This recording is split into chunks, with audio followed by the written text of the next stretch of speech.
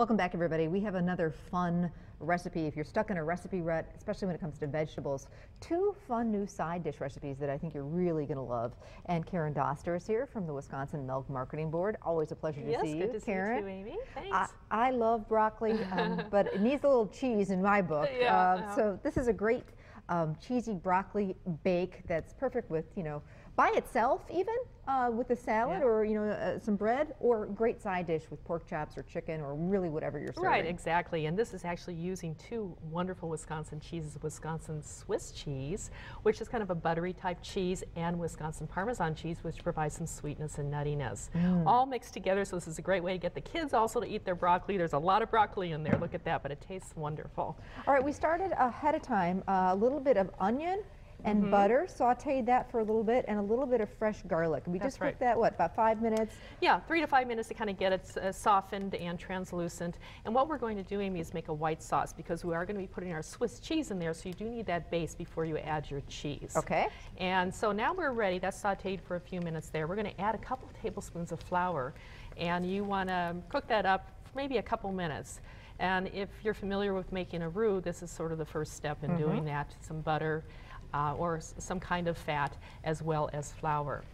So we'll get that kind of thick in there. And it's important to cook that flour just for a minute or two, because you don't want that flour taste. So this is going to really get it in here. Okay. Yeah. All right. Now we've got some milk. Right. Well, actually, this is some half and half. We'll make it even richer. Why not? Okay. So we have 1 cup of half and half that we're going to add, and now you might want to use your whisk too to kind of whisk that in.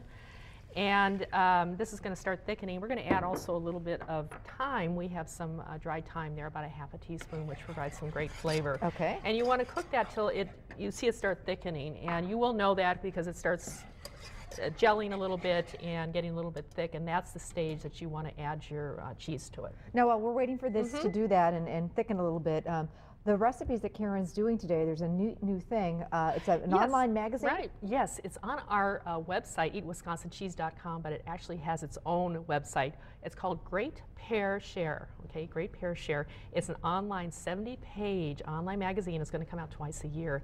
Has everything you would like to do with cheese, as far as entertaining, pairing, kids recipes, cheese plates, lots of great new recipes, and it's really beautiful. So it looks like it's all free, and just go online to Great Pear Share and you'll see it there.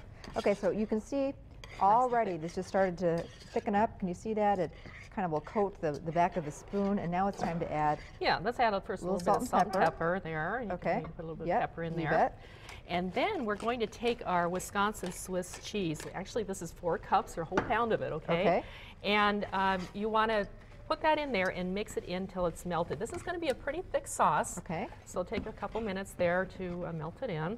And in addition to that, I'm putting in a half a cup of grated Wisconsin Parmesan cheese. Again, that provides a little bit more nutty flavor, sweet flavor. So those two cheeses together are going to make a really wonderful cheese sauce there. So it's very thick, you said? It's very thick, just like that is. You just want to make sure it's all melted in. Okay. Now, in the meantime, I have here 8 cups of broccoli florets here that I microwaved with a couple tablespoons of water for about 3 minutes. So you just want it to be nice and bright green. So we didn't get the frozen, we actually used the fresh and just covered it with water in the microwave, like you say. About 3 minutes, just to kind of blanch it, get it slightly cooked there. Okay, but we don't want to totally cook it because it's going back in the oven. We want it nice bright green. Yes, it is going to go back in the oven. Okay, so and in the meantime, your oven is heated to 350 degrees. So you want to make sure you have that.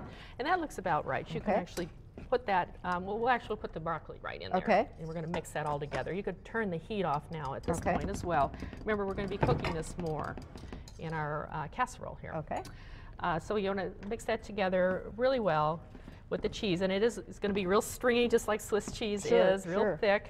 But once it's in the oven and bakes, it will all kind of come together as a nice cheesy sauce. I tell you one thing, it sure smells good. We've got one in the oven right now. So then we've got a casserole dish that we spray.